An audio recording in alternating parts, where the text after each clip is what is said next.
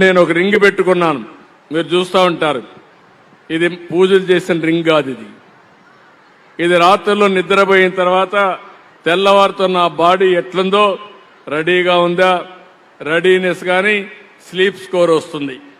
నా నిద్ర ఎన్ని గంట పడుకున్నాను, సౌండ్గా పడుకున్నానా, డిస్టర్బెన్స్గా పడుకున్నానా, ఈరోజు నిద్ర సరిపోయిందా, లేదంటే ఇంకొక అర్ధ గంట నిద్రపోవాలనా, అది కూడా చెప్తుంది. ఇది అది కూడా చూస్తాను. ఎనర్జీ ఉందా కూడా, నెక్స్ట్ డేకి ఎంత ఎనర్జీ ఉందో కూడా, అది ఎంత ఎనర్జీ ఉంది, బాడీ ఎంత రెడీగా ఉంది, ఇవన్నీ వస్తాయి.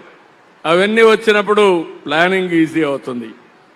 ఆరోగ్యం, నేను మంచినీళ్ళు కూడా తాగితే ఒకసారి అంటూ ఉంటారు, కావాలంటే రాస్తూ ఉంటారు, కొంతమంది ఎగతాళి చేస్తూ ఉంటారు.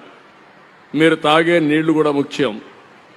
నా ఆరోగ్యం పోతే 2 రోజులు ఇంట్లో పడుకుంటే ఆ 2 రోజుల వల్ల నేను పని చేయలేను. నేను పని చేయకపోతే నష్టం ఎవరికి? ఈ రాష్ట్రానికే నష్టం. కాబట్టి నేను ఎప్పటికప్పుడు జాగ్రత్తగా ఉండడం. అందుకే మీరు చూస్తుంటారు నన్ను.